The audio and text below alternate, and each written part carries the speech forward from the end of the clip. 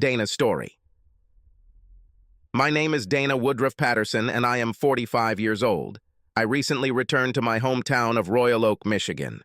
Moving was a chance to start my life over again for the third time and maybe get over some of the stupid things I've done. I'm going to teach history at a local community college. A few years ago, I would never have accepted such a position because I believed I was destined for academic greatness. I was going to write articles and books and change the world of history.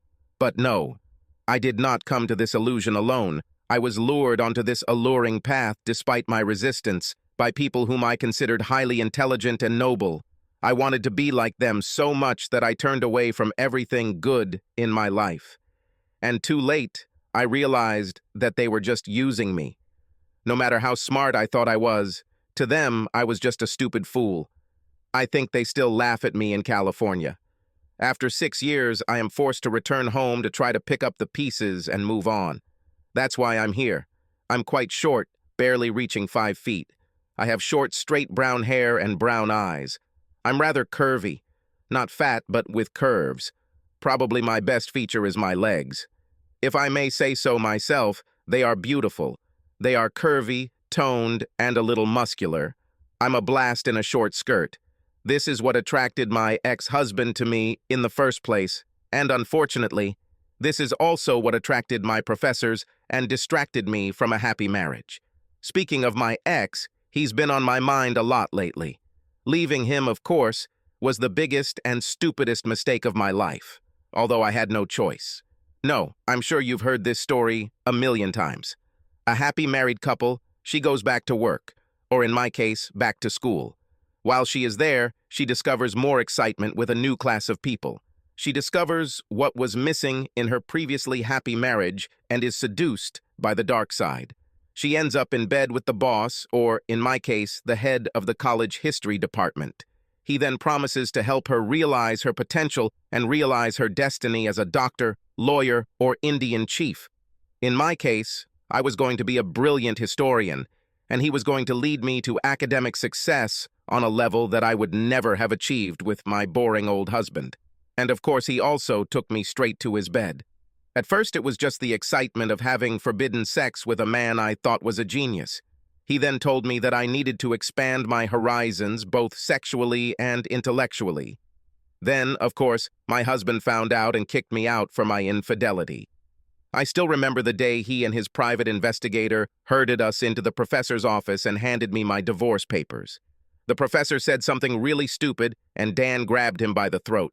He looked at him and then just let him go, and even apologized.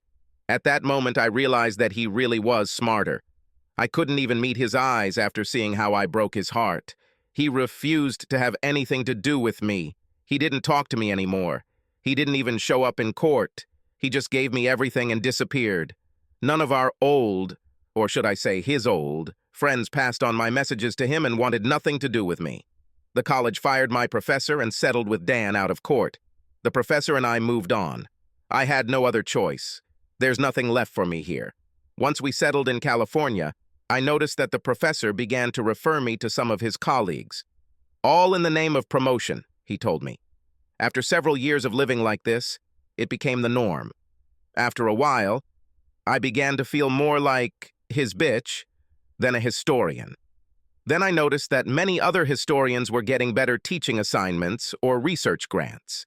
They received them through their work or intellect, and everything I received was literally and figuratively. I realized too late that there was never tenderness or emotion in these actions. It was just the excitement of unusual sex, and I began to crave more. I was shocked to learn that the professor never intended to marry me. He basically told me that I was not the type of woman that men would marry, that I need more sex and variety than any man can give me. Meanwhile, no one ever really kissed me, hugged me, or spent time with me just to be with me. In short, no one really cared about me. It was always just, hey, you're really smart? Bend over and spread your legs. The final straw came when I got out of the shower after having sex with one of the professor's 70-year-old friends and heard them talking about me. It turns out that I was not on their intellectual level. According to them, I wasn't even smart enough to teach history in high school, let alone college. I spent a lot of time crying after that and had to make some difficult choices. I couldn't sue the school or anyone because everything I did was voluntary. The professor was not married, but he did have a long-term relationship with a physics professor in England. She didn't care who he slept with as long as he came home when she called him. Long story short, I was fired for raising this issue. However, they agreed not to spoil my record by notifying me of this issue so I could look for work elsewhere. This brought me home to Royal Oak. The community college here is really good. Although not an important academic institution, it gets the job done for the people it serves. My classes start in 3 days, so this Friday afternoon I'm riding my bike around campus to get to know the area. Driving past a street cafe, I saw 2 cars opposite that looked like they were racing, stopped at a traffic light. There were 2 cars similar to the Mustang GT. One was a red convertible with black trim, the other was a black coupe with red trim. The driver of the black car got out at the same time as another driver. At first I thought there would be a fight, or at least a scandal.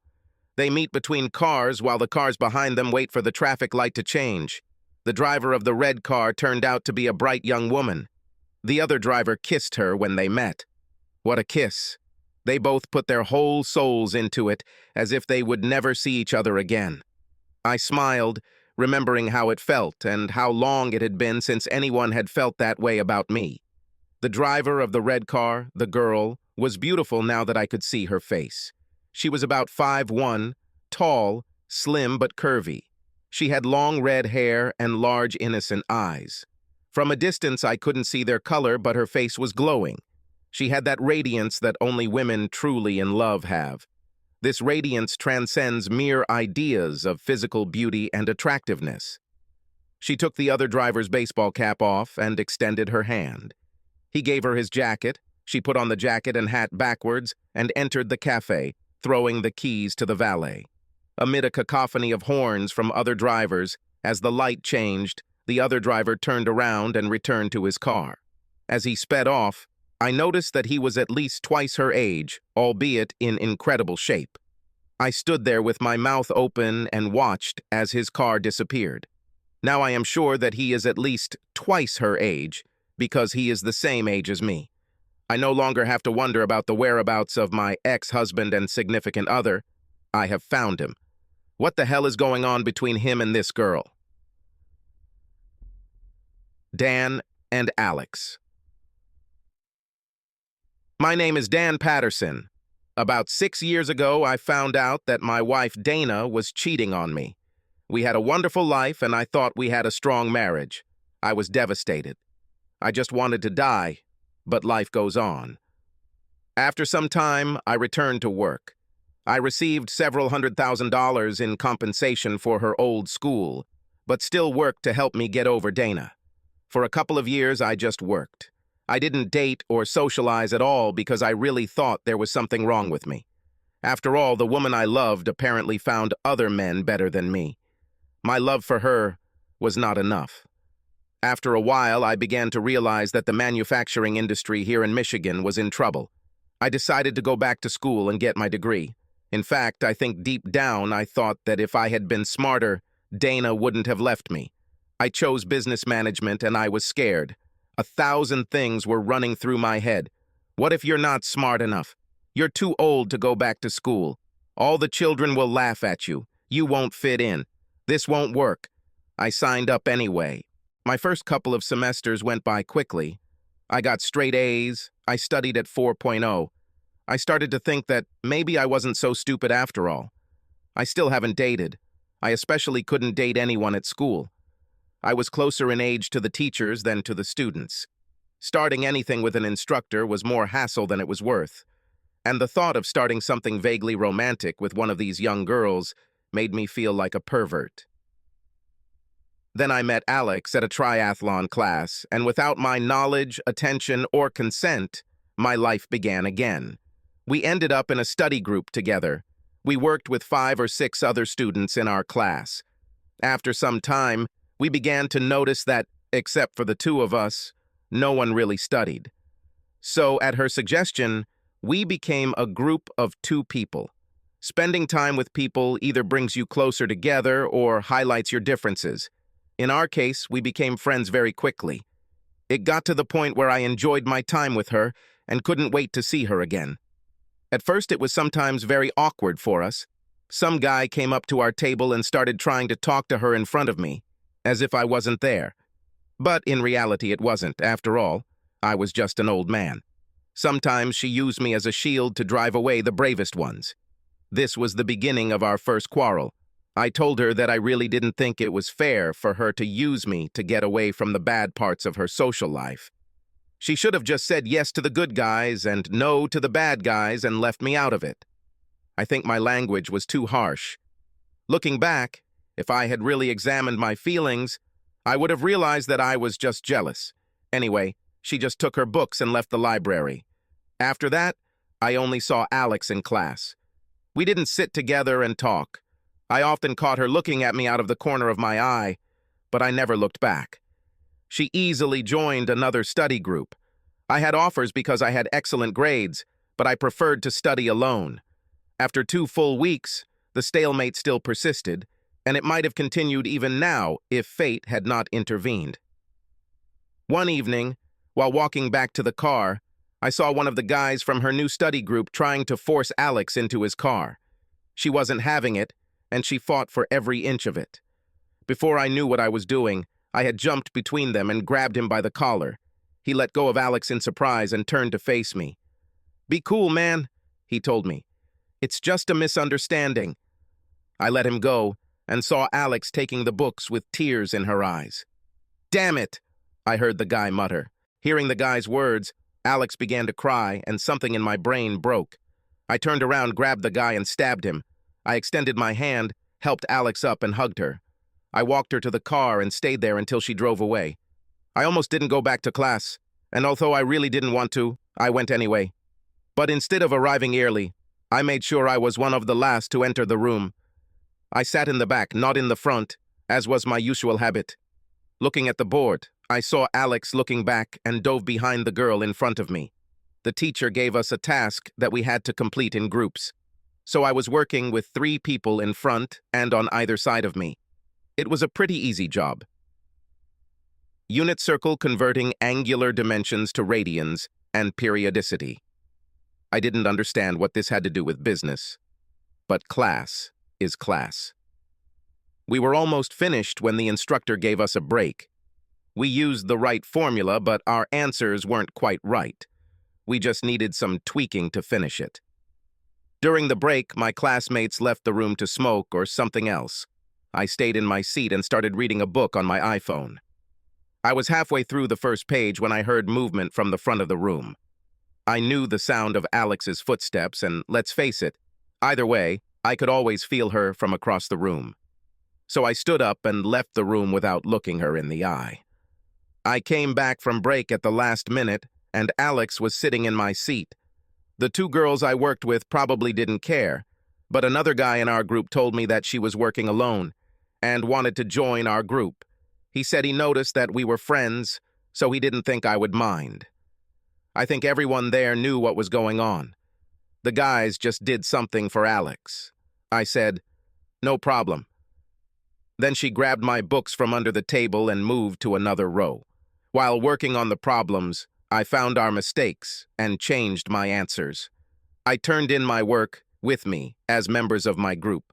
After class, my instructor didn't find it as funny as I did, but she softened a little when I told her it was a group dynamics problem. And instead of creating a problem, I decided to get out of the situation. Alex was waiting for me outside the classroom. This woman had the biggest blue eyes you've ever seen. I know that being a guy, I should be talking about her ass or her breasts, but it was her eyes that got me every time and still does. Her mouth is also incredible. It can be sarcastic, playful, or so sexy that you want to attack her. And it changes every second. Her breasts kind of shot up from her tiny waist to a truly amazing size, but not being one of those guys who are experts on bra sizes, I couldn't even guess what size they were, but they weren't small. And I liked the way her ass framed her skirt, but still, it was those eyes that I could and would never be able to refuse. When I left the classroom, of course she was there, And she uttered those words with which women always precede every seemingly serious situation. "We need to talk," she said very quietly. "No, we don't," I replied, equally measured to match her tone and manner of speaking. "Yes, we do," she answered more insistently. "Why?" I asked. I don't think Alex was ready for this, and she just stood there thinking about it while I walked away. Unfortunately, I turned out to be not as smart as I thought. In my mind, I imagined her just going with the flow and not having to deal with her until school next week. We probably wouldn't have another group assignment for a while, and if I kept showing up late and disappearing right after class and during breaks, I might avoid her in the near future. After a while, it won't matter anymore, and after this lesson, I probably won't see her much. After a while, it won't matter anymore, and after this class, we probably won't see each other again. The chances of meeting in the same classes in such a large school were not very high. It wasn't impossible, but just unlikely. Anyway, that was my plan. Alexander Graham Bell, of course, ruined my plan. All she had to do was contact someone, namely me. I was so busy thinking about her that I didn't look at the caller ID and just picked up when she called. "Hello," I replied. "Okay. Where do you live?" "I don't want to talk on the phone," she said. "Why not?" I asked. "And if we can't talk on the phone, I think it would be better to meet on neutral territory." "Why? So you can just walk away and continue to avoid and ignore me?" she asked. "No. We need to end this and get back to normal." "How do you define normal?" I asked. "You ask the strangest questions," she said. "So where do you live?" I gave her my address, but told her I would meet her in the common area near the lobby of the building. After 10 minutes, she walked into the room and every person there stopped what they were doing to look at her. She quickly saw me and came up. She sat down opposite me and smiled. "Okay, what's your problem?" she asked. "Nothing," I replied. "Then why are you so angry at me?" she asked. Her face was thoughtful, but still so beautiful. What I had a hard time understanding was why it meant so much to her. She was very smart, in addition to her beauty, and could easily find someone else to study with. "Let's see, if I remember correctly, you're the one who left the library, Stormy," I said. "Only after you accused me of using you," she countered. "And then, you turned what should have been a minor disagreement into World War III.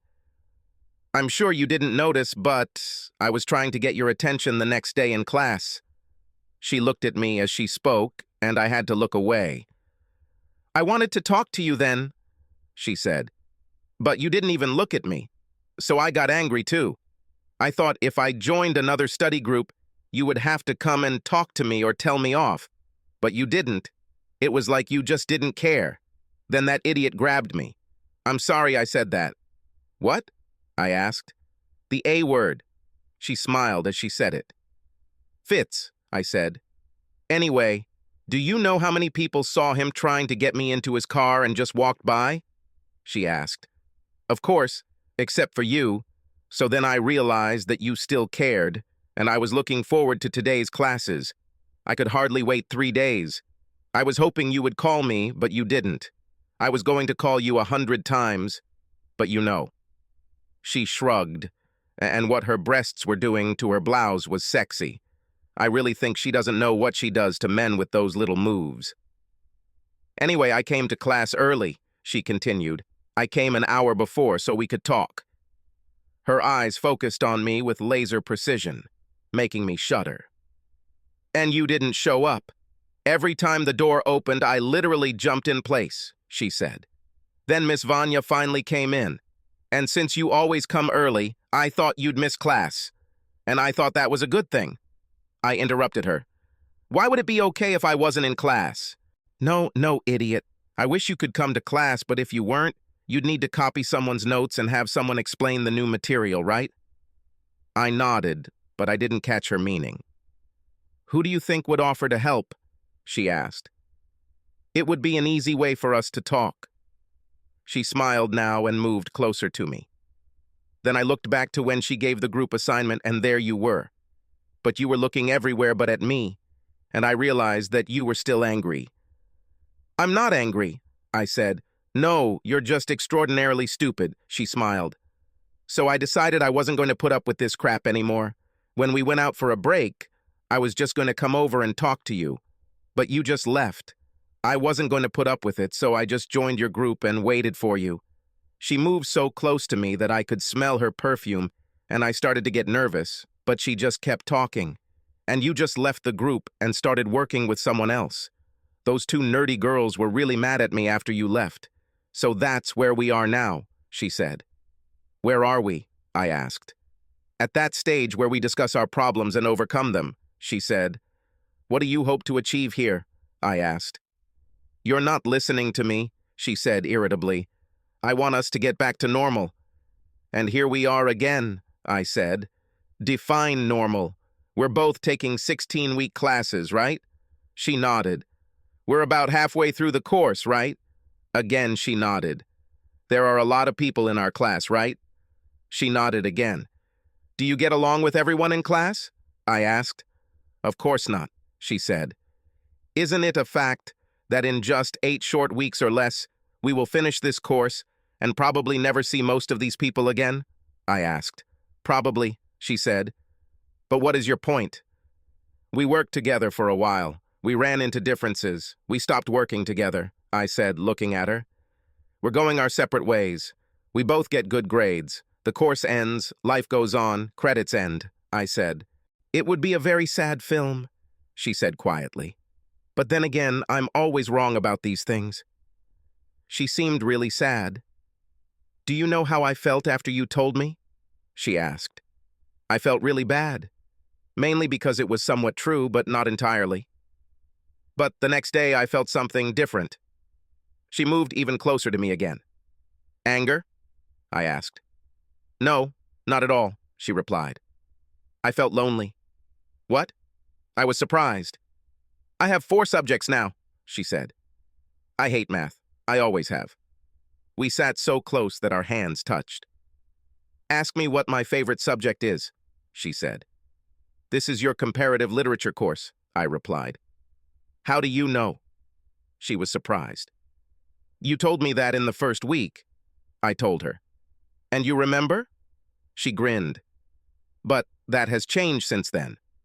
Second question, what color are my eyes? She asked, closing them. Too easy, I said. They're blue and they darken a little when you get stuck or frustrated, and they move from side to side when you work with numbers. And see what I'm talking about? She said, as if she had proved an important point.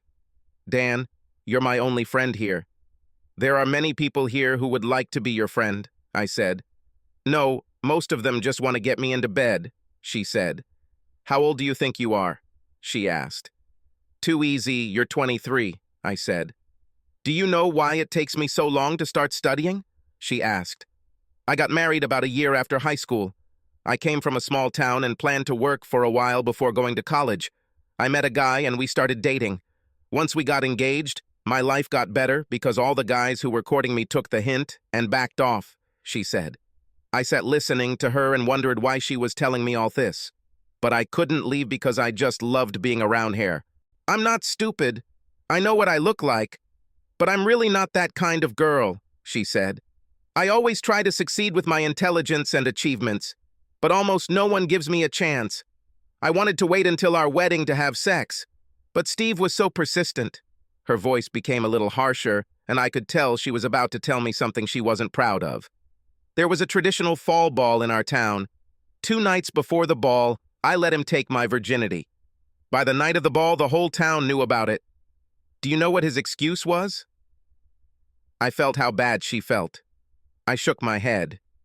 He told me it was so special and so beautiful that he had to tell people about it. And that was for me because a lot of people in town thought I liked girls, but he convinced them. I looked at her because I couldn't believe that someone would try to use such a stupid excuse. Anyway, I forgave him and we got married, she said. He cheated on me on our honeymoon with a maid. He said he'd never slept with a minority, but she was no match for me. All my life, I just wanted to get married, have a family, be a wife and a mother, and maybe have a job that I like. I didn't find out until later that Steve didn't share my views. He insisted on using condoms and that I take the pill to avoid accidents that could ruin his life. He also, at the time, cheated on me with many of my girlfriends. He did this because even when we were dating, he was cheating on me and saw no reason to stop. I overheard him telling one of his friends that I was a sex trophy, good-looking but essentially useless in bed. He won, got a trophy, but that didn't mean he had to ruin his sex life. My so-called girlfriends, on the other hand, were divided into two groups.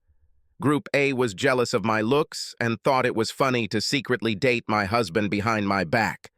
Group B consisted mostly of easy-to-get people who slept with anyone who moved, and Steve moved a lot. So I divorced him and got a nice settlement. What's 50% of nothing? She asked. I began to look at her life completely differently after listening to her. I came here to start a career and make a new start in life, and the guys here are all the same. They talk to my breasts every day. No one admits that I have a single thought in my head. They just want a piece of ass. And the funny thing is, like with Steve, if they get it, they tend to move on. They just check the box, tell the story, and move on to the next conquest. Nice guys are so intimidated by me that they rarely ask me out, and most of them are pretty much the same once you get past their shyness. And then, there's you. You always listen to me and remember what I tell you. And you watch in my face, not in my chest. You know, I've caught you just staring at my face a few times. I enjoy the time we spend together. My plan was to take more classes together after this. As far as exploitation concerns you, I guess I really did. I let people think you were taking the guy's place, but only because you seemed to voluntarily take on this role. She looked at me again. I thought you loved me a little too. Then you just threw me away like I was nothing, and it really hurt me. She bit her plump bottom lip, and my heart melted. So, I wanted to see if I'd make myself jealous by working with these guys. But I just got into trouble, and you still had to come and save me, she said. Alex, I'm just not very good at talking to people, I said. First of all, your modest 24 years of life are nothing. I am almost twice your age. 6 years ago, I went through almost the same thing as you. After many years of marriage to the woman I considered my partner for life, she not only cheated on me, but also left me. At least you were strong enough to pick yourself up and move on. I haven't dated or interacted at all since then. I'm not sure I'm suitable as a company, let alone a friend, for anyone.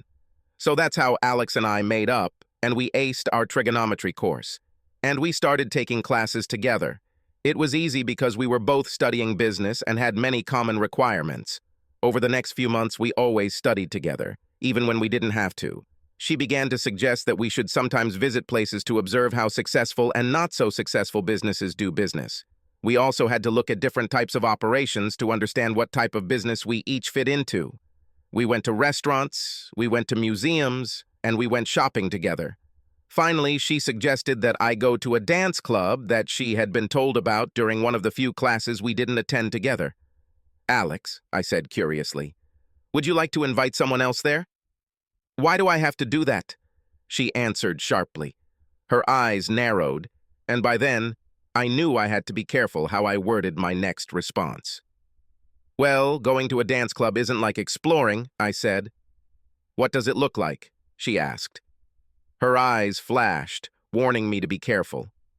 This is more of a social event, I began. You mean it sounds like a date, she said. She leaned back and placed one small hand on her hip. Exactly, I said, and I've already explained my position on socialization. I'm just not ready for that yet. Dan, she said, looking at me the way one would look at a 4-year-old child. We go shopping together, don't we? She asked. We go to museums, don't we? We go to restaurants together all the time, don't we? In all this time, have you heard me talking about going to these or any other events with someone else? I stopped and thought about it. Well, I guess I just assumed you did, I said. Dan, we've been dating for a few months now. I think everyone knows that except you, she said. So why can't we go dancing? Of the day after I got over the shock of seeing my ex-husband with that girl, I stood on the street for a few more minutes. In fact, I haven't come to terms with it. I don't know what I was thinking. It seemed like in the back of my mind I was starting to think that Maybe if Dan still lived in the area and wasn't married, or even if he was, we might have a chance. I knew that if I hadn't ruined everything, we would still be together today. But seeing him with that girl made me feel weird. Before I knew it, I followed her into the cafe. It was noisy and full of people, with some music playing in the background. As she walked to the table in the back, I watched her. She was obviously popular, and it seemed that everyone in this place knew her. It seemed like half the place took notice of her on the way to her table. There were already people at the table she had chosen. She ordered something to drink. I watched as several men, boys, whatever, approached her and asked her to dance. She refused every time. She was talking to people at the table. They were probably her friends. She also took notes in a notebook from time to time. She admitted to me that she was a very beautiful, very popular girl. That still didn't explain what she was doing to my Dan. Maybe she's an easy-to-reach girl. That would explain a lot. Dan was so broken after I broke his heart that he couldn't form normal relationships and had to turn to those who were easily accessible. If she was the center of attention in the cafe, then I was the complete opposite. I couldn't even get the waiter's attention. Apparently, I expected some kind of special treatment, being a professor, but nothing of the kind followed. Apparently, intelligence wasn't the currency of this place. The guy next to me noticed the way I was looking at her, and it obviously amused him. "This is Alex," he said. "She's really hot. But don't get your hopes up, Mommy. I don't think she's leaning in your direction. You're probably not the first woman to look at her like that." "She's really popular," I said. "Not as you think," he replied. "Most of the people who sit with her or approach her work for her." I looked at him more seriously. Perhaps he could help me in my quest. "Let's find a table and talk," I suggested. He looked at me in disbelief. "Don't worry, I just want to know something," I said, "and I'll pay for your food and drinks." It worked. He raised his hand, and the waiter appeared and pointed to a dirty table that was a long way from my target. Yes, I called her my goal because she had what I wanted. I didn't plan anything like this when I left home this morning. But in a few minutes, my life became focused on one goal. I really wanted my husband back. And if I had to fight some teenage cheerleader to get him back, her pom-poms better be big, because I was serious. I kept thinking that in a serious academic comparison of life experience or compatibility, I should have been superior to this girl. Also, given my recent past, I should have been much more sexually experienced. In my mind, this should have been an easy victory. If only I could convince Dan of what I did to him. We could start over with a clean slate, and I would never hurt him again. I would happily spend the rest of my life making it up to him. It might not be so difficult. He might have missed me, and might even have forgiven me. On the other hand, if he was still bitter and angry after 6 years or so, that meant that emotionally, he still had feelings for me. Otherwise, he would have let go of this anger and forgotten me. My initial analysis of the target turned out to be incorrect. My newfound friend, whose name was Mark, began to tell me. "I already told you her name is Alexandra, but everyone calls her Alex," he said. "I think she's about 25, but with a body like that, no one will care if she's a little older." His comment about 25 being old almost made me choke. "It doesn't matter either way because it's kind of off the market," he said. "Look," he pointed to her table. A couple of guys came up to her table and started talking to her. She shook her head no, and one of the guys said something else to her. She shook her head again, and the guy walked away, clearly annoyed. I also noticed that the guys at her table stood up as if they were in defense mode. "You see, she pushes everyone away," he said. "That's what I meant. She kind of belongs to one person, but that's not why everyone is chasing her. Most of them want to work." "What are they doing for her?" I asked. "She and her boyfriend are studying business," he said. "They started the business as a class project, and it took off. It's brilliant, really, and so simple that you wonder why no one thought of it. No one thought of this before." I looked confused. Dan was not a business genius. At least he wasn't like that when we got married. "They have a sort of supersonic temporary service," Mark said. "My guess is that when they graduate in a few months, they will be doing this full-time.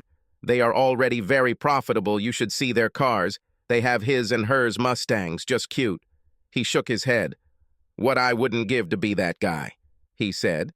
He's old, but he's so damn sweet and smart. And she loves him like there's no tomorrow. Every time you see her, she's wearing his jacket or one of his clothes. And they hold hands and all sorts of crap. This is truly disgusting, but I would give my left nut for her to be so angry with me. His words irritated me. It was as if he knew exactly what I was most afraid to hear and said every single one of them. I had to reevaluate my situation. First, I had to admit that she was prettier than me. It's also built better. She was obviously also smart, and unlike my knowledge of history, her business acumen was much more practical.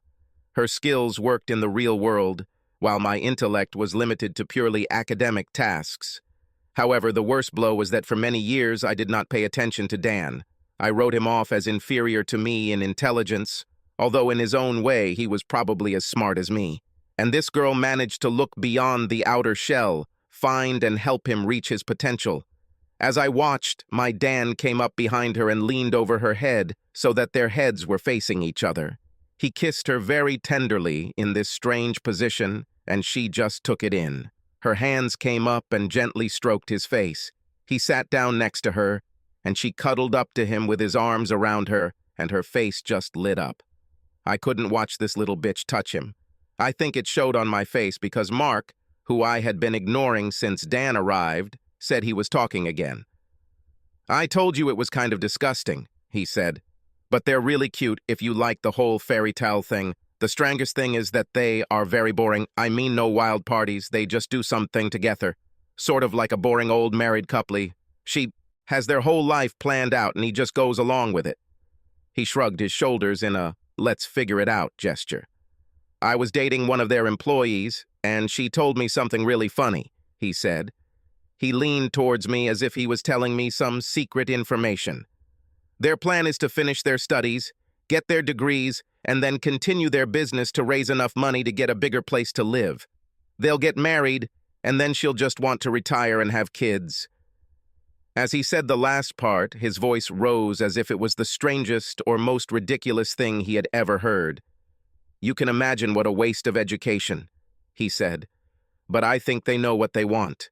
I'm going to travel the world, make a lot of money, have wild sex, and never settle for anything. In my heart of hearts, I thought that in a few years you would grow up and realize that all this wild shit was becoming just as boring. Worse, you start to feel like crap. You feel more like a thing than a person. And you realize that you really don't matter to anyone.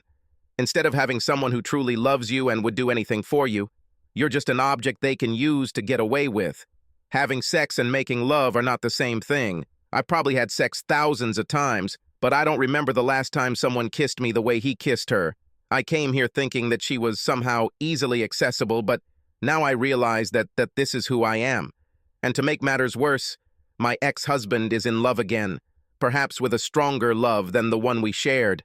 I threw a couple of bills on the table and stood up before Mark's food arrived. Luckily, Dan was only thinking about one person in the cafe and didn't even notice me. Dan, Alex, and I started dating officially. It was strange, funny, wonderful, unusual, and simply wonderful at the same time. We had so much in common, but also a lot of things we just couldn't agree on. Usually, we would just laugh and find a way around these problems. Either I would give in or she would. The age difference was never really a factor, mainly because I'm old and she's an old-fashioned girl. We both had issues with trust and giving our hearts away because of our past. We were like two birds with broken wings who could never fly again alone. But flying together was not only easy, it was magical. Our company, Dan Alex Inc., started as a cool project. We were tasked with coming up with a way to modernize an existing business plan or make it more flexible. We decided to create a fictitious temporary employment agency. It would be a partnership between Alex and me. By this time, we were no longer just dating, but not exactly close either. We hugged and kissed a lot, really. Probably we both weren't very brave then. Our temporary employment agency was different in that we used a constantly updated resource. Our resource also had an extremely broad base to attract. We used students to fill vacancies. Alex did the administrative part, and I did the management. She took care of payroll, payments, taxes, billing, records, etc. I handled scheduling, client meetings, employee meetings, and organizing work with both customers and employees. We had spreadsheets, flyers, our business plan, and sample reports. We even went so far as to create letterhead and business cards. It was brilliant. When we went to a preview with our professor, he reminded us that this was a group project. The group must consist of 4 members, with a minimum of 3. But he liked our idea. He suggested a couple of talented students from our class who were in low-performing groups. We spoke to several and selected Darla Martin to work with us. We didn't make her a partner, but she became a full-fledged part of the team. Our meeting with Darla was really funny. She was tall and thin and had a very lively personality.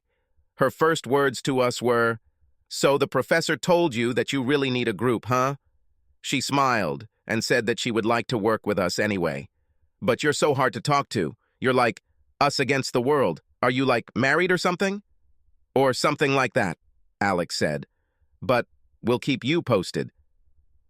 What made Darla great was that her skills covered an area that neither Alex nor I excelled at. Darla was a marketing genius. Alex and I were so busy designing and creating our business plan and procedures that we didn't consider how we would market it. Darla took over marketing. We received our A grade. We must have lost some of our cards or flyers somewhere because the very night we saw our grade, we got a call. Someone found one of our cards and tried to hire us. We called Darla and had a laugh with her. Alex then turned to me with a serious look and asked me, "Dan, what do we do next?" "Whatever, Alex," I said. "Oh, that's so sweet," Darla said. "No, seriously," Alex said. "What are we going to do after all this? I don't want us to split up and you work for one company and I work for another. Then we never see each other, we grow apart, our sex life goes to hell, and you start cheating on me." Darla and I looked at her in surprise. "And we're getting a divorce," she said. "Alex, I would never cheat on you," I said. "I'd rather die and we still don't have a sex life." "Are you having sex? You're joking, right?" Darla said. "What's your answer?" I asked. "Let's do this for real," Alex said. To make a long story short, we did it. Our plan was to find temporary workers or substitutes for a wide range of businesses to complement or enhance our clients' existing staff. If businesses needed secretaries or clerks, we provided them with economic students. If they needed designers or draftsmen, we had engineering students. We had chemists, medical technicians, and laboratory assistants. For almost any job they needed to fill, we could find a candidate. It was a triple win. Businesses received a steady stream of highly skilled and adaptable workers, some of whom were given permanent positions. Students need money everywhere, so we had no shortage of volunteers. And we made money, a lot of money. In fact, our startup costs were almost zero. We already had everything we needed for the project. It was pure profit. Alex started working on books, I started calling clients, and Darla started a marketing campaign with flyers, free radio, and online ads, and word of mouth. After some time, I found a more organized way to select suitable candidates for positions. I have established a system of recommendations from professors for each of the disciplines we need. Professors received a small percentage for recommending their best and brightest students. It also made students work and study harder in hopes of getting those recommendations. It was very prestigious to be one of our faculty advisors. If you were a math teacher who worked with us, you had a lot more students in your lectures because a lot of students wanted those papers.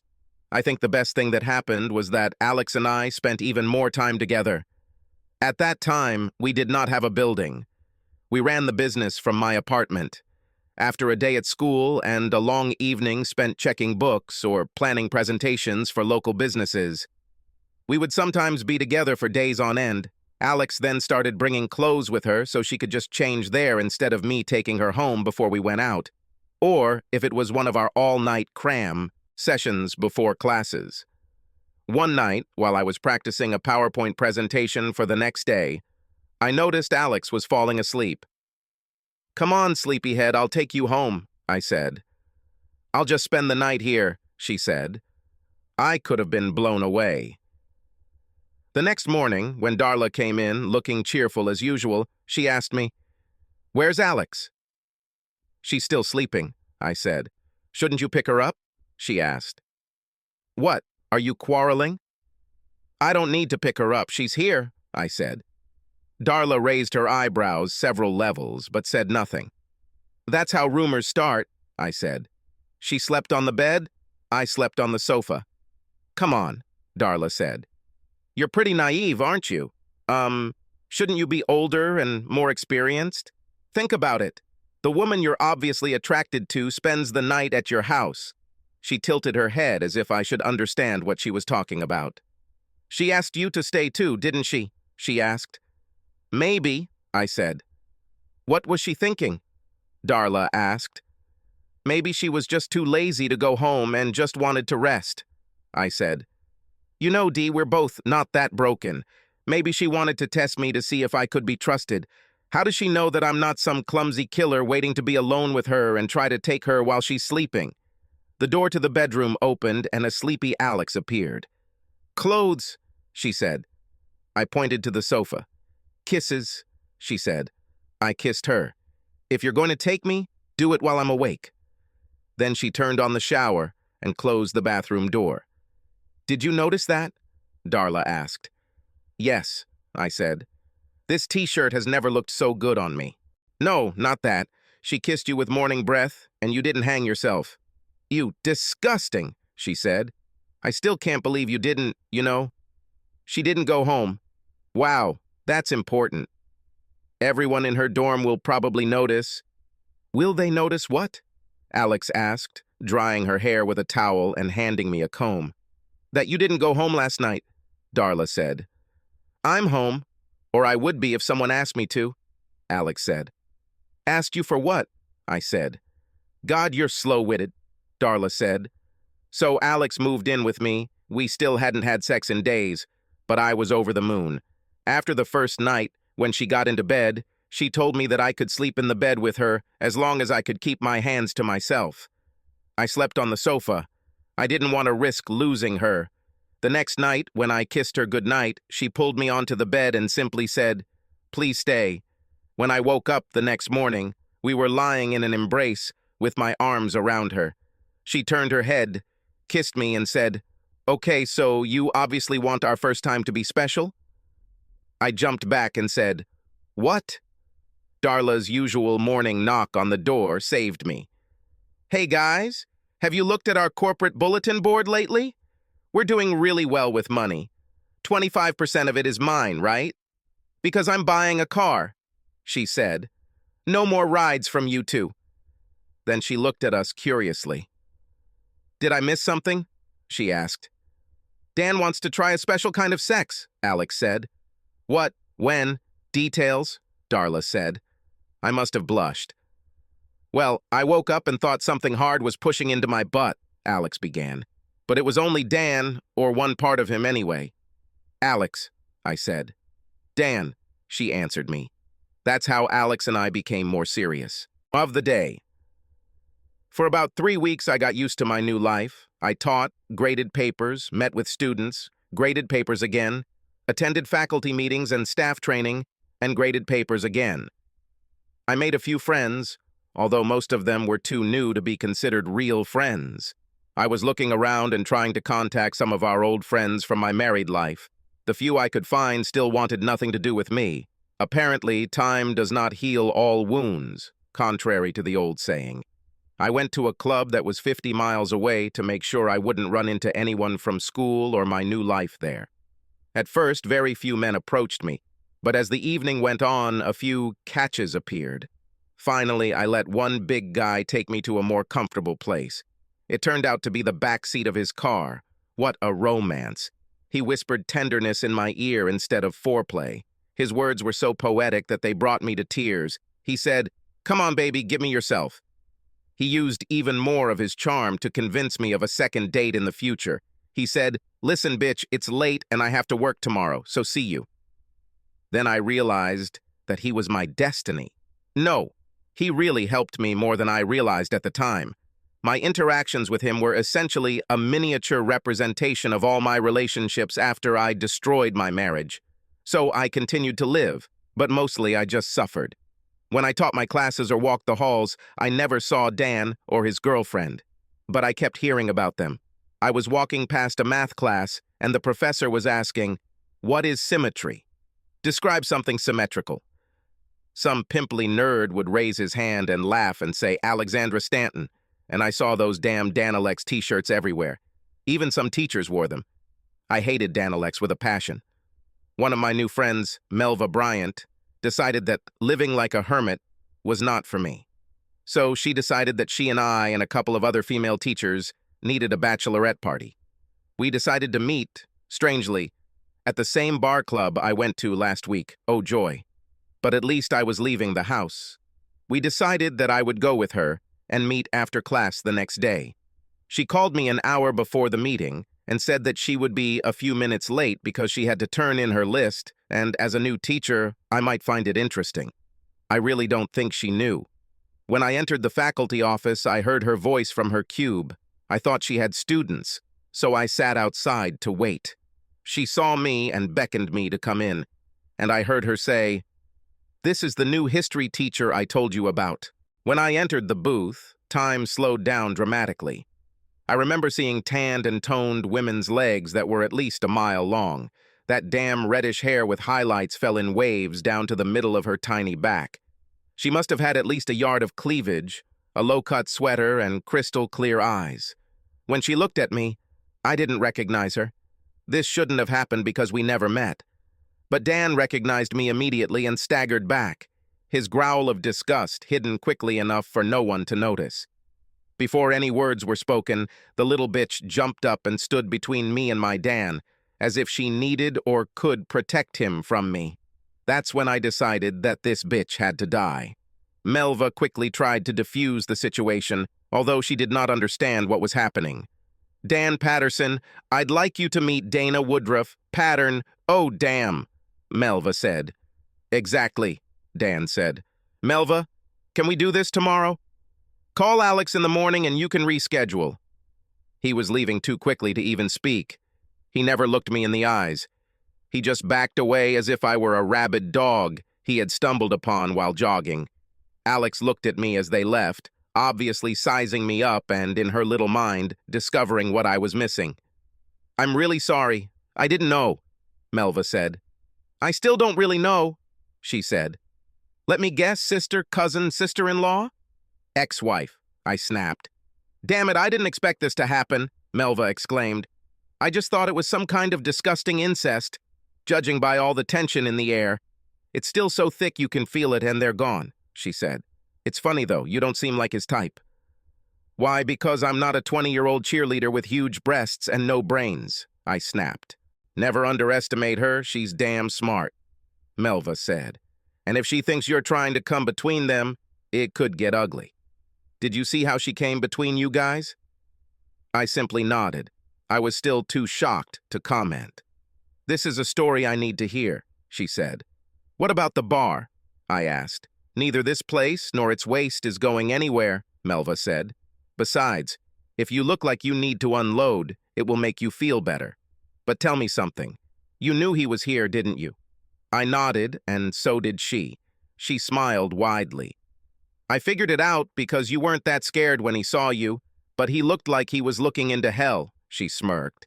"He couldn't get out of here fast enough. What happened?" "Shortened version," I said. Melva nodded. "We have been married for over 10 years, I began.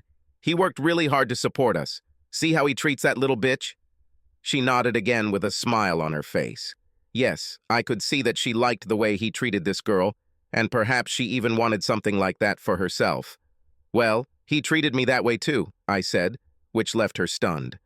"When he loves someone, he just gives him all of himself. No questions or conditions for me the same," I said, which made her eyes widen in surprise. "When he loves someone, he gives his all. No questions asked, no strings attached. When I wanted to go back to school, he started working 2 jobs to pay for my tuition, books, and supplies. After a while, I began to think that I grew out of him and that I was smarter than him. I started doing things I shouldn't have done with people I shouldn't have. He kept trying to put a spark in our marriage, and he trusted me. I fiddled with my fingers and looked away from her. Even now, I was ashamed of the way I acted then and the things I did. So when he found out I was cheating on him, it just broke his heart and he just left. We didn't even talk about it. After his lawyers served me with divorce papers 6 years ago, I never heard from him again. Not a word from him until now. Of course, I tried to fight. I refused to sign the papers and refused to meet with his lawyers. I thought he would have to come to me to get me to sign them, but he never did. His lawyers ended up suing the school I went to and fired my asshole professor. I ended up leaving with the asshole. But after a few years, it came to nothing, because we had different views on our relationship. I know how it is with old academics, Melva said. You thought you were his partner or his academic equal, and he thought you were just his girlfriend or lover, and you should just sit at home and take care of the house. Not even close, I said. I thought I was his protege.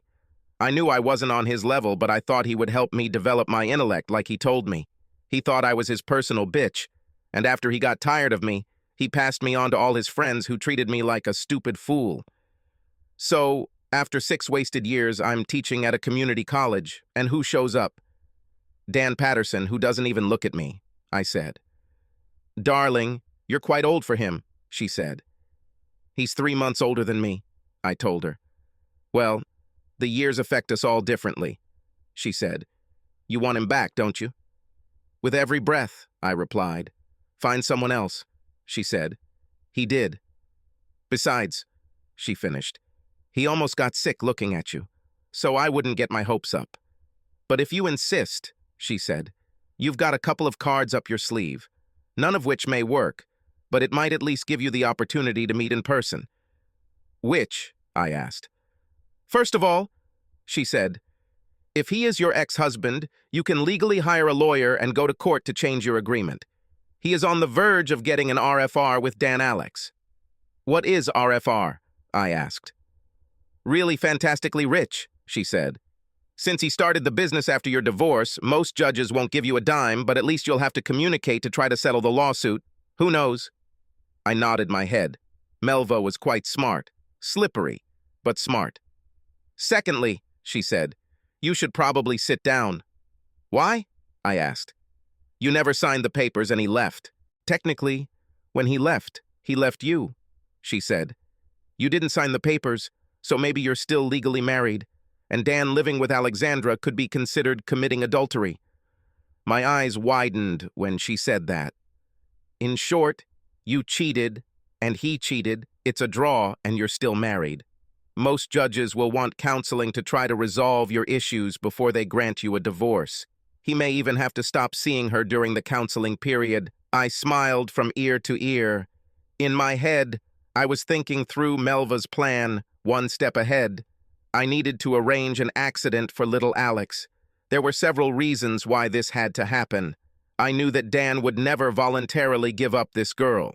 I also knew that she would never give up on him. She would have killed me first. And number 3, if something happens to her, Dan will suffer very much. It wasn't that I wanted to hurt him, but the facts were clear. He only loved 2 women in his entire life. So if something happened to this little bitch, who else could he turn to for help to get over his grief? By helping him cope with the tragic loss of poor little Alex, I could rewrite my past misdeeds. I needed a lawyer, a plan, and makeup. Dan. Alex, we need to go on vacation, I said. 2 questions, she answered.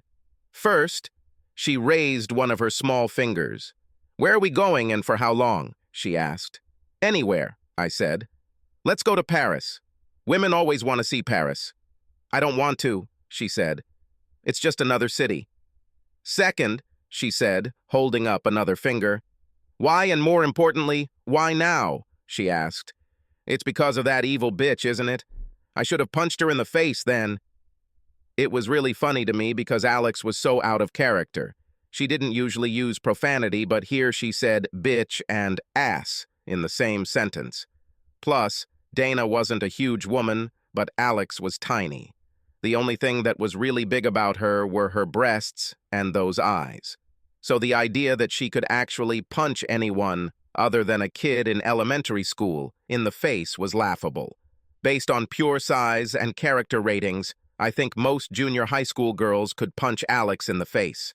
So I had to avoid laughing at her, but her desire to protect me made me love her even more. "We won't let her run us out of town, no way. We have a business to take care of," she said enthusiastically. "Besides, I'm already on vacation," she said, cuddling up to me. "Every day we spend together is a vacation, Dan. This is not what I wanted when I was a little girl. That will come later. But right now, I can't think of anything I want more than us. I know that old woman hurt you, but I won't let her do it again. She teaches history. We've both already studied our history requirements. We don't need to have any contact with her. Let's just be us and let her go to hell," she said. "Is there anything else, madam?" I asked. "Yes, we need to have a board meeting right now," she smiled. "Okay," I said. "I'll call Darla and ask her to come here." "Not that kind of meeting." Her smile grew wider. "What else could it be?" I asked. "The kind we have in our bedroom when we're bored," she said, smiling. "Or when I get bored." She ran to the door. I ran after her, forgetting what I was worried about in the first place. Why was I worried? I'm in love with the most beautiful girl in the universe.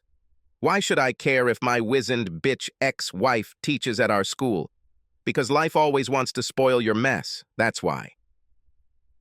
Of the day, over the next few days I was very busy and worked hard. My plan required work on 3 fronts. First, I needed to find a good lawyer to look into both legal sides of my case. The most interesting thing to me was the fact that we might still be married. I didn't actually sign the damn divorce papers, but I remember there was a clause that after a certain period of time they would be approved even if I didn't sign them. But even more interesting was the fact that Dan, having initiated the divorce, simply disappeared. If he had not signed the papers, the claim could have been rejected. I hurt him so much that he simply filed for divorce and left town. Chasing Dan for money was secondary because I didn't want Dan Alex, I just wanted Dan. Naturally, his money would come with him. The second part of my plan was to work on myself. I joined a gym, found a personal trainer, and started a diet and exercise program. If I had any chance of competing with Miss Teen America, I needed to be in better shape. But it was difficult. Even I have to admit that I am nowhere as beautiful as she is. And unfortunately for me, it was not beauty created through makeup or plastic surgery. She was just naturally so damn beautiful. Damn, that was hard. She also made my outfit look less serious. Then I noticed her real move. She didn't let go of his hand for a second, and now, sitting at the table, holding hands, I saw it.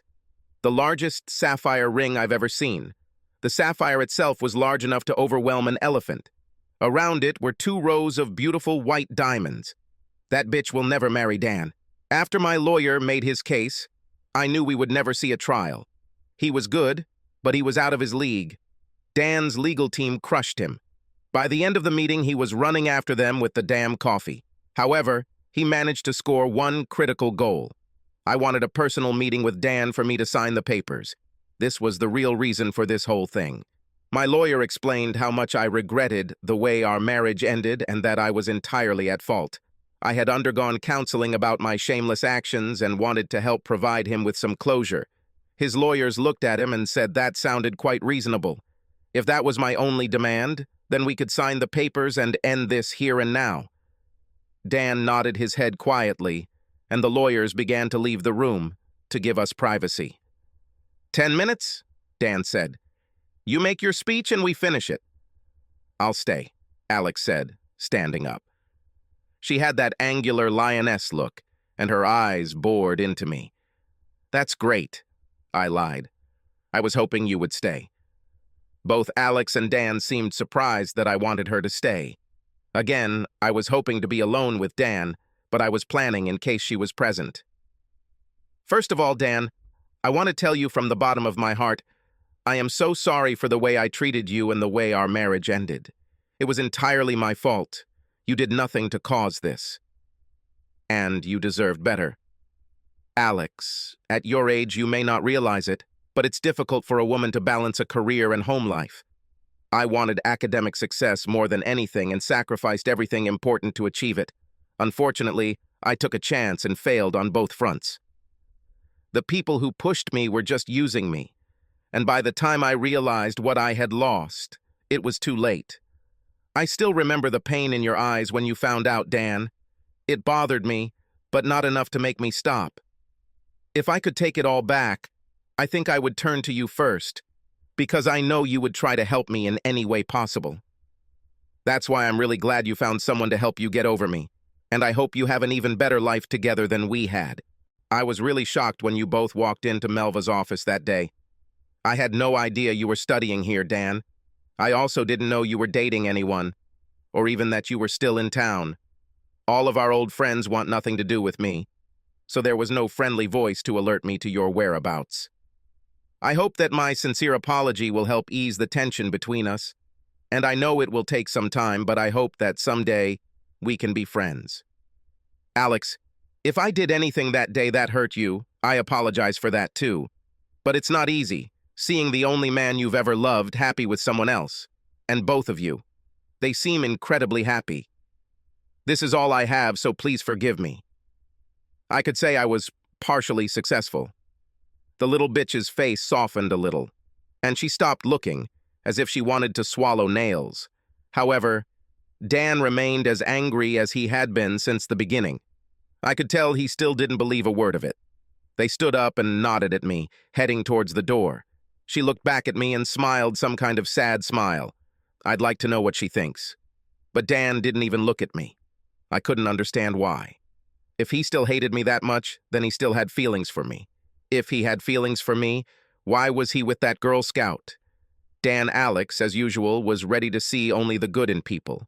Since the end of the last conversation with Donna, her anger towards Donna has disappeared.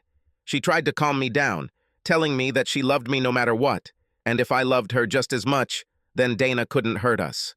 I, on the other hand, didn't trust this bitch as far as I could throw her, so I decided to find help. Unbeknownst to Alex, I hired a private detective. I wanted to know everything that Dana does from the moment she wakes up in the morning until the moment she goes to bed at night. I learned a lot of interesting things. Some of the people she dated were also suspicious. She was seen giving money to Brian Austin, the same jerk I once saved Alex from during our only argument. From this statement, please don't think that Alex and I don't argue, because we argue all the time. Our arguments are just very short, because neither of us cares about anything more than each other. So if she wants to go to a party and I want to watch a football game, I record the game and we don't stay at the party for more than an hour or two. I can't think of anything more important to me than Alex, and I hope she feels the same. I contacted a friend who had just completed his degree in criminal justice and told him my situation. Dana was seen with a well-known merchant and gave him money through Brian. She seemed to talk to everyone she could find who didn't like me or Alex. Greg told me that my evidence seemed suspicious, but that was not enough to start an investigation. So I just stayed with Alex every night that week. When the weekend came, she was ready to go crazy with boredom. Dan, if you love me, then take me out somewhere, she said. I don't care where we go, to dinner, dancing, or a movie. Let's just get out of here. Despite my wariness, I could never say no to Alex, so why start now? Besides, everything she wanted to do was pretty public, and I didn't see the harm in it. Plus, we brought Darla with us. It wouldn't hurt to have a second pair of eyes. We finally decided to go to the cafe because it was one of our favorite places. It was crowded enough that no one decided to do anything. There are too many people. And the place is not that big. Part of my paranoia was that I called a few guys who worked for us from time to time and offered them triple pay for a couple of hours of watching me and Alex in the cafe. They thought it was stupid, but it was my money, and they were happy to have it. As soon as we walked in and started making our way to our favorite table in the back, the hairs on the back of my neck stood up. I had a very bad feeling. Looking around the cafe, I saw Brian and a couple of other guys who asked Alex out on a date and were unhappy with the refusal. I wasn't so worried because I also saw my guys, and there were more of us. The final shock came when we approached our table and saw a man sitting there. The shock was not due to the fact that the table was occupied. The shock was caused by whoever occupied it. It was Dana. She cut her hair differently, dyed her hair, and put on a dress that must have cost her at least a couple of months' salary. I wondered what the hell she was trying to pull off. As soon as she saw us, she waved to us. I, of course, pretended that I didn't see her and started looking for another table. Alex pushed me in the side, grabbed my hand, and dragged me to the table. "Hi, Dana, can I join you?" she asked. Of the day it all happened on Friday evening. Brian and I, along with a few of his friends, had been at the cafe all week. We sat there night after night, just waiting for them to show up. I couldn't believe it took them so long, but I wasn't going to miss this opportunity. The plan was very simple. Alex's drink will be spiked with a cocktail that we mixed especially for her. 1 part Danish to make her horny and pass out, 1 part ecstasy to make her relax, and the most special part, a very powerful diuretic. Without the diuretic, nothing would have happened. If I just gave her X and the Danish stuff, she would just get horny and go home and have sex with my husband. The diuretic is so powerful that within moments, long before the other substances took effect, she would have run to the women's restroom. Brian and the guys would have pulled her out the back door. Then she would be taken to the site of the second part of my plan, her farewell sex with several guys. There were at least 10 other guys waiting there, wanting a piece of her cute ass. The funny thing about it was that I first started looking for guys who didn't like her. I couldn't find anyone except Brian. Of course. He didn't love her just because he wanted her so much. So then we started looking for guys who liked her, and we approached them differently. We made them believe that because of the age difference between her and Dan, she doesn't get enough sex, and often throws such parties to satisfy her need.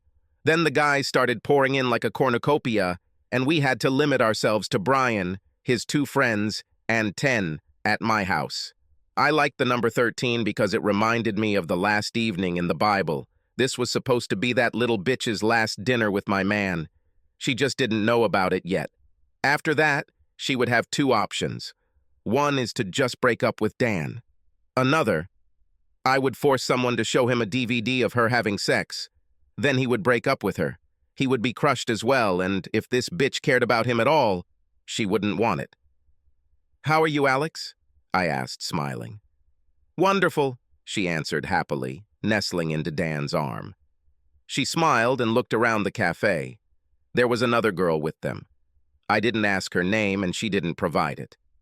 Alex ordered drinks for everyone and another beer for me.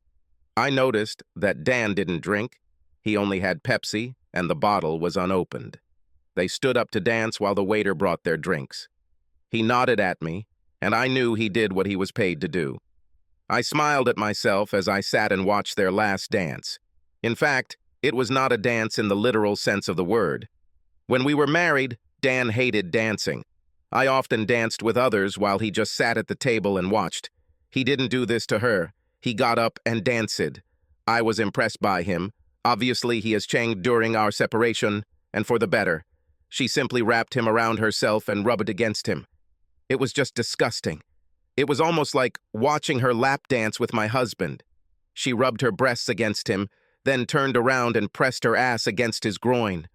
Only their clothes prevented them from having sex right there on the dance floor. I tried to hide my disappointment and hoped that I succeeded. Everyone in the cafe was looking at them. Finally, they returned to the table and took their drinks. Alex ordered some fancy drink, just as I expected. It was pink, and in a glass with a small umbrella. You'd think there was a little Barbie doll attached to it. Dan never took his eyes off me. They returned to the dance floor, leaving me with another girl. "Dan's okay?" I said, trying to make polite conversation. "You mean, since you ripped his heart out with a stupid damn spoon and went off to have sex with some decrepit, boring old men," she said, smiling. I stared at her in shock. "Listen, bitch, I may be Alex's best friend, but I'm nothing like her," she said. "Alex is living in her little fantasy world with Dan right now. But she's actually very strong. She's been through some pretty bad relationships, just like Dan. And if you think for a second that she's just going to stand by while you're trying to jump on your broom and fly away with her man, you're completely crazy. If you take one step in his direction, she'll send your withered old ass to the next world, Grandma. And if she can't, I will. I've never seen anything like it. The whole time she was telling me these things, she was smiling. Anyone looking at us would have thought we were just having a pleasant and polite conversation. Before I could even think of a response, Dan and Alex returned to the table. Alex announced that she was going to the women's room. Dan looked at Darla and she stood up to follow Alex. Alex looked at Darla as if she wanted Darla to stay with me and Dan. Darla ended up following Alex. I was alone with my husband for the first time in almost 7 years. So, Daniel, I think we've already covered the apology part, but I wanted you to know that you've handled yourself really well. You've accomplished a lot. Forget it, Dan said in a cold voice I've never heard. His voice was so cold that I swear every time he opened his mouth, a little light turned on inside and I looked for the Frigidaire sign. He looked at me like I was an insect he was about to crush. His eyes were completely devoid of any emotion. It was scary for me, and I knew I had made a mistake, but it was already too late to stop. I realized at that moment that I was in a situation from which there was no way out. The only way to separate him and Alex is if one of them dies. And if she dies, he will move heaven and earth to find the culprit. There was no way to bring him back, ever. As I looked toward the restrooms, hoping to catch Brian's eye, I saw that it was too late. From his angle, Dan couldn't see as Alex began to lose her balance, and Brian came around the corner and grabbed her with one hand. Darla tried to scream, and Brian brutally punched her in the face, causing her to fall. Brian then picked up Alex and headed towards the back door. Suddenly, 4 or 5 guys rushed after them, shouting to warn Dan. I grabbed Dan's hand and said, "Wait, Dan, she's not good for you. She's too young. She's not smart enough for you." Dan looked at his hand where I was holding his. I think this was his warning. That was also the last thing I remember before I fell backwards, breaking the table and losing consciousness. Dan. When I left the club that Friday night, I was more scared than I've ever been in my life. I jumped into my car as a couple of my guys pointed at the retreating streetlights. I didn't know what car it was, and I didn't care. Whoever did this couldn't get away, and when I caught them, it would all be over. I drove out of the parking lot to the sound of tortured tires. Once I was on the road, I pressed the gas all the way down and listened to the supercharger howl. I caught up with the car so quickly that I overtook another car in which my guys were. I was ready to turn on the nitrous when I saw the car slow down and turn into the driveway. I didn't want to let them know that I had stepped on them, so I continued moving forward to the next house. I jumped out of my Mustang and ran back to the house. I entered the house ready to kill. As I looked around the room, I heard the door slam behind me. I didn't see Alex anywhere. All I saw was a group of excited guys shuffling cards. At that moment, none of the guys paid attention to me. To them, I was just another guy. I walked towards the door and one of the guys grabbed my arm. "Hey, asshole, who said you were going first?" he said. "I won the toss, so I'm going after Brian. Just sit down and get a number." I grabbed a heavy wine bottle from the table and smashed it over the guy's head. He fell and remained lying in a puddle at my feet. As I glared around the room, there was a moment of silence and time seemed to slow down. I heard a voice that seemed almost comically slow. "Oh, damn, it's him!" I grabbed the other guy by the neck and threw him across the card table where they were shuffling the cards. The room began to empty. All the guys rushed to the exit. I quietly opened the door just in time to see my Alex, barely standing, fighting Brian Austin. She sank into a chair, and if I hadn't been so angry, it would have been funny. Brian tried to take her bra off, but she didn't want it. "Not your breasts," she muttered. I've seen Alex drunk before, but this was something different.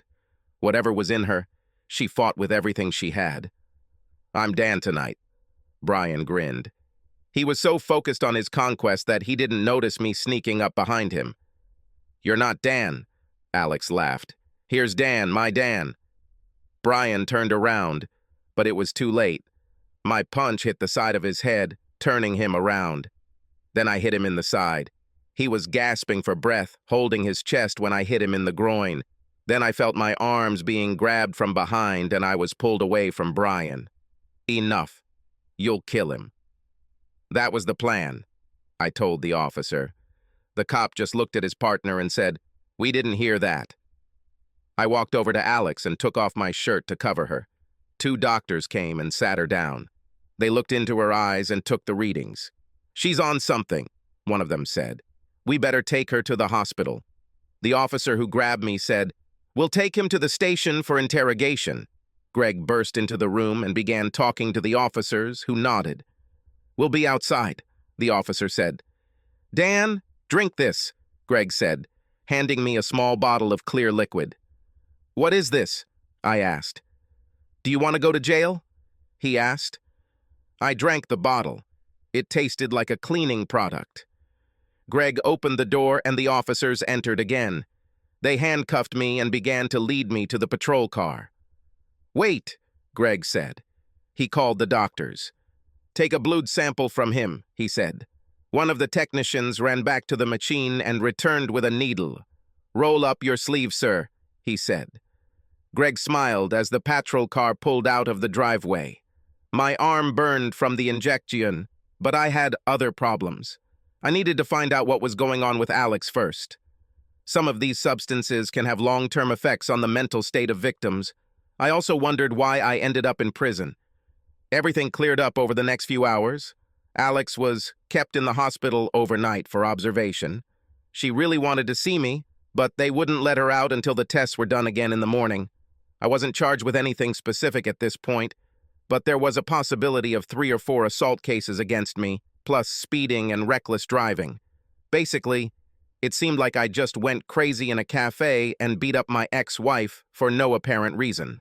I then allegedly got into my car and drove off, breaking traffic laws. I went to someone's house, invaded a private party, and then attacked 3 men there. At that time, I was held only for interrogation, with possible subsequent filing of charges. Darla came to visit me. Her left eye was closed with swelling. "Are you okay?" I asked. "Much better now," she said. "Did they give you painkillers for your eye?" I asked. "Did that make you feel better?" "No, seeing that bastard who hit me in the hospital after you dealt with him," she smiled.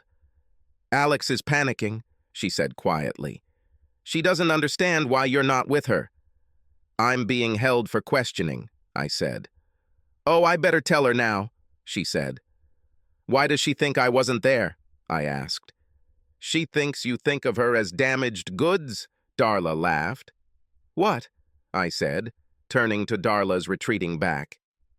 Almost 2 hours later, a very dignified-looking man entered the room. All his hair was gray. He was wearing a suit that had seen better days. I don't think I've ever seen him before, but there was something familiar about him. He looked at me through his glasses.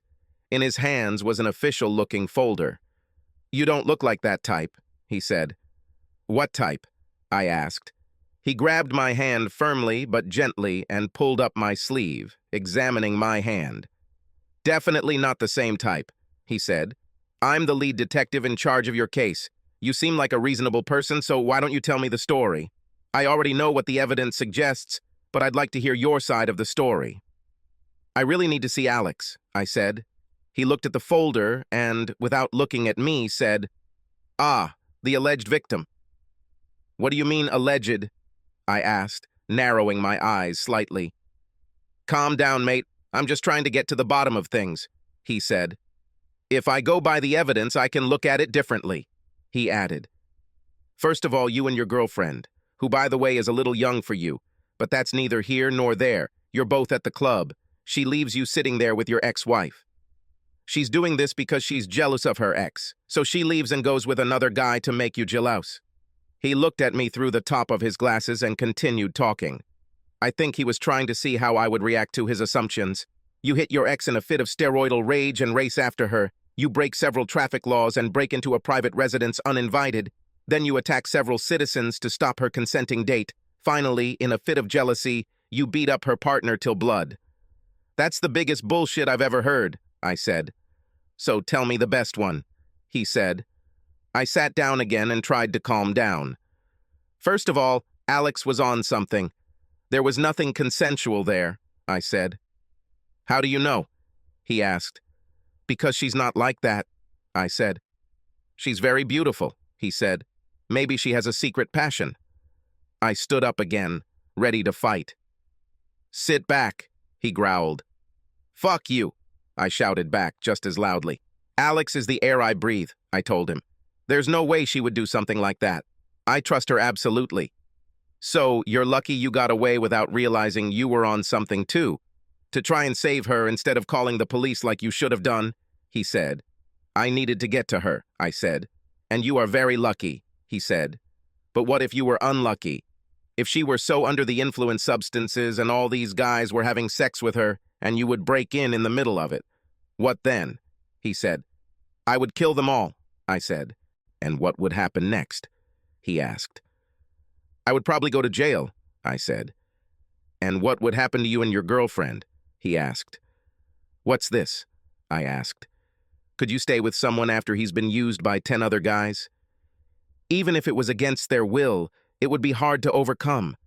You're not young anymore, so maybe she just wanted a change." "First of all," I said, "I already told you that Alex is not like that.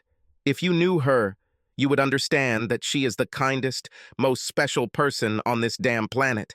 And if I was late and if she were attacked, I would still love her for the rest of my life, no matter what.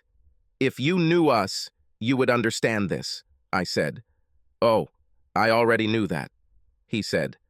"I've known how she feels about you for a long time.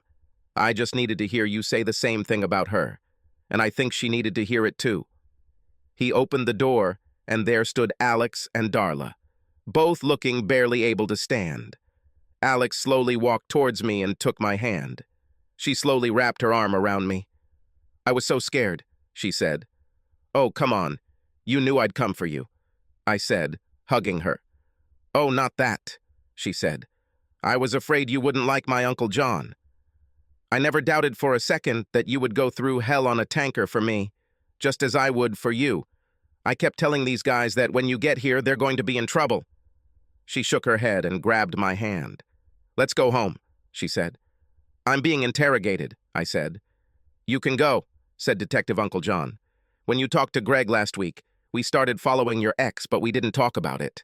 We had 2 cars watching you all night, but you jumped out of there and took off in your car so quickly that we didn't even have time to understand what happened.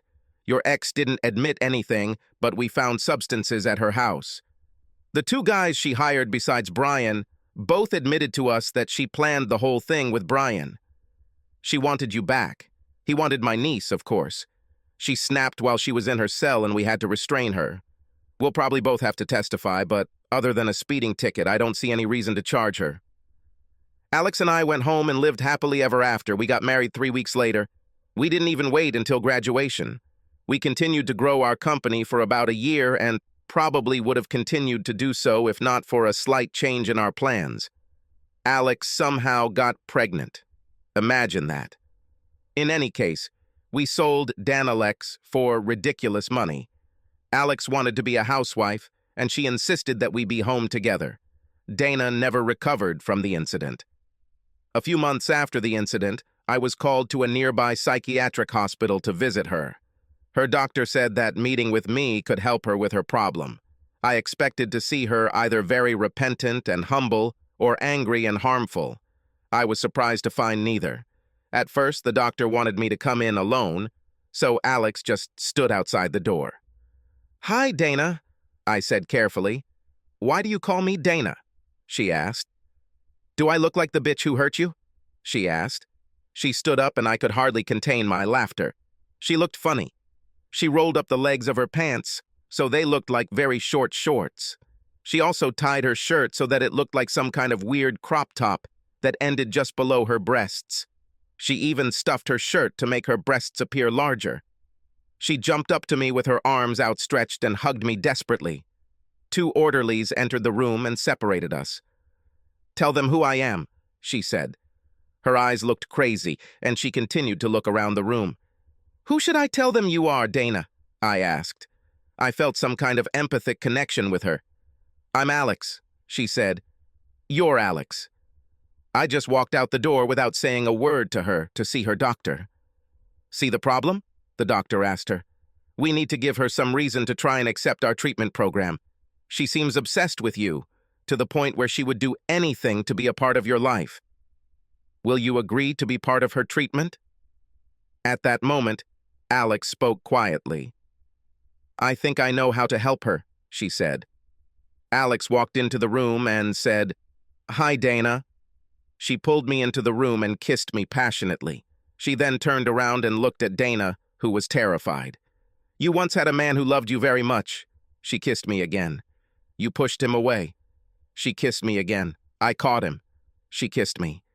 "You broke his heart into a million pieces and I put them back together again." "Better than new," I said.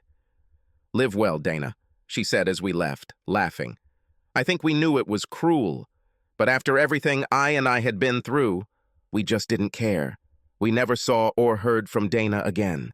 Subscribe to our channel so that your second chaff doesn't cheat on you, and go ahead and listen to the next story, because this story is nothing compared to the next one. If you're under 18, don't even think about listening to the next one.